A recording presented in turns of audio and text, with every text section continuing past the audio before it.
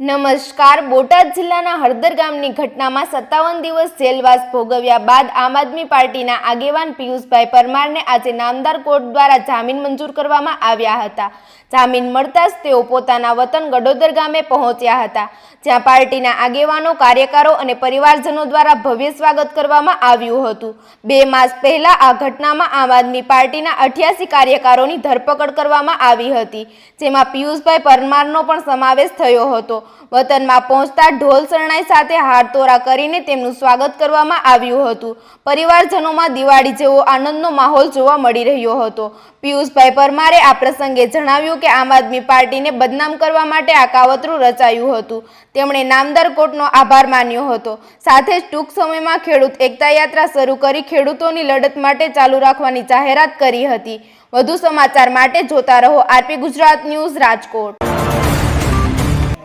આજે મારા ઘરને આંગણે ઉપસ્થિત મારા પરિવાર સમાન આપ સર્વ વડીલો, યુવાન દોસ્તો, મારી માતાઓનો, બહેનોનું દિલથી હાર્દિક અને હાર્દિક સ્વાગત કરું છું. પિયુષ પરમાર, ઓબીસી પ્રદેશ પ્રમુખ, આમ આદમી પાર્ટી ગુજરાત. હળદરમાં જે ઘટના બની તેમાં 88 જેટલા નિર્દોષ ખેડૂતોને ભ્રષ્ટ ભાજપના કહેવાથી જેલમાં પૂરવાનું કામ કર્યું. એમાંથી મારો પણ એકનો સમાવેશ થયો. 57 દિવસ જેલમાં રહી ને આજે હું બહાર આવ્યો છે.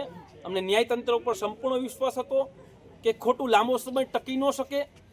આજે 57 દિવસ પછી સેશન કોર્ટે જામીન આપ્યા છે, ત્યારે માનનીય નામદાર કોર્ટનો હું દિલથી આભાર માનું છું કે અમારી જે સત્યની લડાઈ હતી એમાં સાથ અને સહકાર આપ્યો. મારો રોલ એવો બતાવવામાં આવ્યો કે રાજુભાઈ કરપડાને માથે મેં તેડ્યા છે અને પિયુષભાઈ છે એ જુનાગઢથી આવે છે અને આમ આદમી પાર્ટીના પ્રદેશના ઓબીસી નેતા છે, એટલે એને જામીન ન આપવામાં આવે. આવો રોલ બતાવવામાં આવ્યો. ત્યારે કોર્ટે એને સાફ શબ્દમાં કીધું કે કોઈ પણ નેતા ગમે ત્યાં જનતાનો અને ખેડૂતોનો અવાજ બની શકે, એમનો કોઈ રોલ હોય તો કયો. ત્યારે નામદાર કોર્ટે જામીન આપ્યા છે. ત્યારે હળદરની ઘટના એક ઉપજાવી કાઢેલી બનાવેલી ઘટના હતી. આમ આદમી પાર્ટીને બદનામ કરવાનું ષડયંત્ર હતું, પણ સમગ્ર ગુજરાતને ખાસ કરીને મારા ખેડૂતોને એ વાતની ખબર પડી ગઈ છે. ત્યારે હજારોની સંખ્યામાં આજે મારા ઘરે આમ આદમી પાર્ટીના કાર્યકરો, હજારો ખેડૂતો આજે મારી ઘરે પહોંચ્યા છે. ત્યારે હું તમામનો દિલથી આભાર માનું છું. અને આવનાર સમયમાં ખેડૂતો માટે થઈને જે લડાઈઓ લડવી પડે એ લડવા માટે અમે તૈયાર છીએ. ટૂંક જ સમયમાં ખેડૂત એકતા યાત્રા લઈ અને હું નીકળવાનો છું.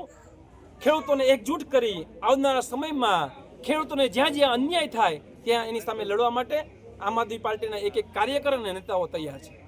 જય હિન્દ, જય ભારત.